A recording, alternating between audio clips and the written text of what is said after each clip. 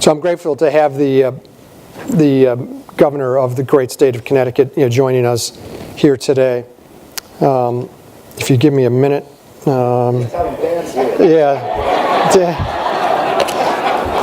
It's a good thing we're flexible, Governor, but it is my great pleasure to welcome the governor to stage. I would say earlier this month. How are you? All right, it's good to see you. Good to see you. Let me just tell a quick story.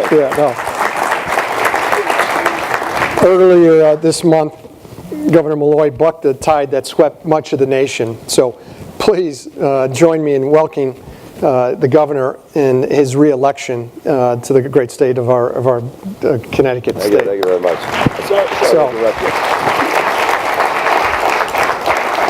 The voters in our state rewarded the governor with another term, in part because they see and feel he is doing his utmost to create a new climate in Connecticut, a climate in which businesses large and small can create more and better jobs. Governor, we appreciate the many ways in which you and your administration are assisting Connecticut small business owners. We are grateful to have you participating in today's discussion because it's so important to the long-term health and vitality of our local and national economy. So I know your schedule is packed, but again, let me just welcome you and thank you again for addressing us. So congratulations again. Thank you. Hey, I've got to leave here and go out and record all of Barry White's old albums. So that's why I'm rushing around. Hey, listen, I apologize. I came down with laryngitis and haven't. Believe me, it's getting better. It's great to be with everybody. It's great to be with the Hartford. I read the survey results yesterday, and after reading the survey results, I wonder why the hell the election was so close. So. Because things are in fact getting better, and I think that's verified in the survey results themselves. That does not mean that things are perfect. In fact, they're far from perfect. But we are slowly but surely recovering from the Great Recession, which, if there hadn't been a Great Depression, we would be referring to as a depression, particularly here in Connecticut, where job loss continued for a full year and 2 months after the national recovery had begun. What that meant was a longer recession in Connecticut actually did more damage to all businesses, but particularly to small businesses than was done in other states. That's the hole that we either dug ourselves into or found ourselves in as a result of the Great Recession, which meant that there was quite a bit of work to do. Now, one of the results of the survey is that the capital markets have responded a little bit later in our state, but now have responded significantly to the situation that confronts small businesses, that is the access to capital, which was not as evident in 2012. In fact, it was far less evident in 2012, which is one of the reasons the state of Connecticut stepped in with some of the new programs that we had fostered to make capital available to small businesses. The Small Business Express program has already invested in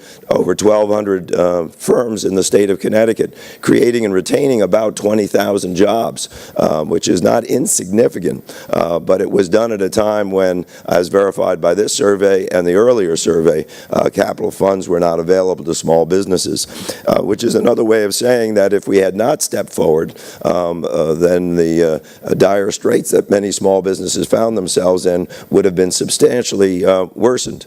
Other things that are quite evident from the survey and the work that we're doing is that we need to continue our support of small businesses in the state of Connecticut, and that we need to assist them to avail themselves of some of the possibilities that have been created in the state of Connecticut over the last year.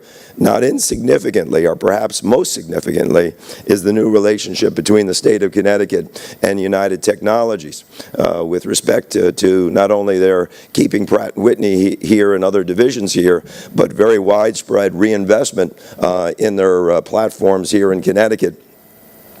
With the expectation that in just a few months, 18 to 20 months or so, United Technologies Pratt & Whitney engines will be producing more engines in the state of Connecticut than at any time since 1983. Why do I repeat that in a group of people who are concerned about small businesses? Well, the supply chain of just that one division stretches throughout the state of Connecticut to over 700 businesses, most of those small businesses, and they are being required to step up, double and then triple their capacity. But one of the great strains in doing that is many of those firms don't have the wherewithal to do that on the promise of additional orders in the future. That's why we've created investment tools within that industry, within those industries, to make sure that we're standing side by side with small businesses in the supply chain, to make sure that they have capital available to, in fact, gear up to be able to meet the needs of Pratt & Whitney and other divisions of United Technologies as they further expand here in the state of Connecticut. All of which is to say that the state's approach to assistance of businesses in general, including our largest employers, but most particularly with respect to our smaller employers, is very substantial.